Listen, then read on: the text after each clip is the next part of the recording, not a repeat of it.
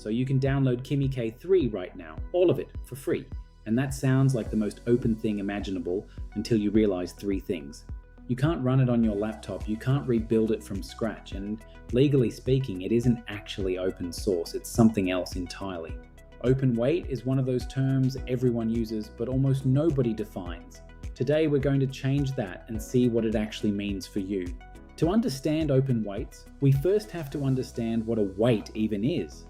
Think of it as the sum total of everything an AI model has learned. When a model like Kimi K3 is trained, it reads trillions of words. It's looking for patterns, relationships, and the logic behind human language. It adjusts billions of internal numbers, trillions in K3's case, until it gets really good at predicting the next word in a sentence.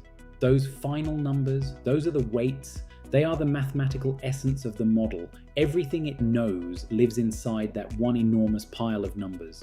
If you have the weights, you have the finished product, you have the brain, but you don't necessarily have the instructions on how that brain was built. Think of it like a recipe versus a cake. The training data, the code, and the compute process are the recipe. The weights? That is the finished cake. Open weights means the company is giving you the cake.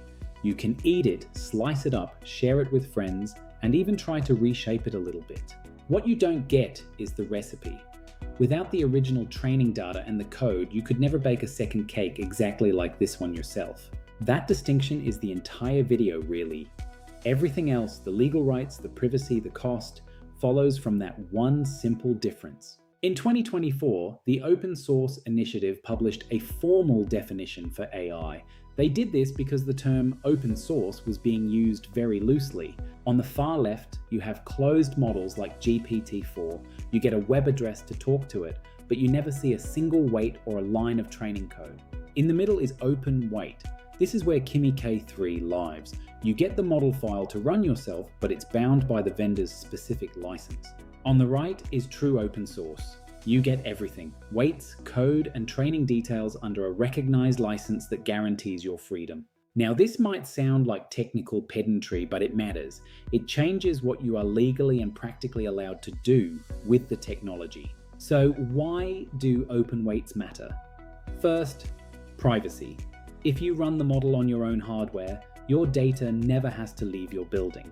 For enterprises with strict compliance or residency rules, this is often the number one reason to choose an open weight model over an API. Second, no vendor lock-in.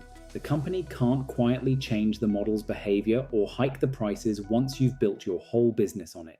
Third, fine-tuning. You can take that cake and add your own frosting. You can adapt Kimi K3 to speak in your brand's tone or understand your industry's jargon. Fourth, inspection. Independent researchers can study how the model handles bias or security risks instead of just trusting the company's reports. Finally, there's community optimization. Once weights are public, thousands of developers start finding ways to make them run faster and on cheaper hardware. This is the underrated superpower of open weights. Closed models stay exactly as fast as the vendor wants them to be. Open models get faster every day. But we have to be honest about what you don't get. Without the training data, you can't audit exactly what the model was taught. You also don't get the reproducibility. You can't verify the training process or catch any contamination in the data that might be skewing results. And most importantly, the download button is not the permission. You must read the license, especially if you're a large company or building for-profit products. Kimi K3 ships under Moonshot's own specific license. It has its own conditions for attribution and usage that could bite you if you aren't careful. Without the data, researchers can study what the model does, but not necessarily why it does it. That is a real limit on true scientific scrutiny.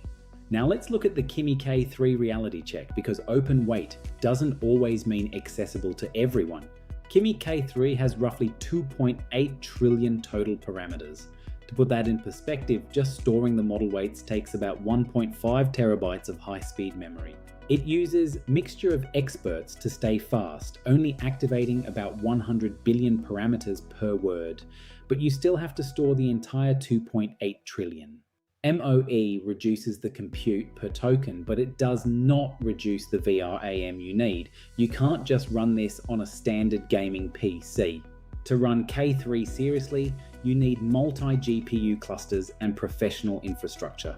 For most people, the hardware bill would be more than a house. So for 99% of developers, the realistic route is still using Moonshot's API or a hosted provider. The weights are open, but the entry price is high. So does it matter? Yes, if you have privacy constraints or need to fine-tune at scale. If you're just building a normal app, the API is probably better. Open weights matter most when your scale is so large that API costs start to dominate. That's when owning the model becomes a massive financial win. But even if you never run it locally, open weights matter to everyone. They put pressure on closed model vendors to lower their prices and stay competitive. Here's the takeaway. Open weight isn't a marketing badge, it's a deal. You get the model under the vendor's terms and the hardware bill is yours. That is still a genuinely big deal for the ecosystem. Which model should I try to run locally next? Tell me in the comments and let's keep exploring.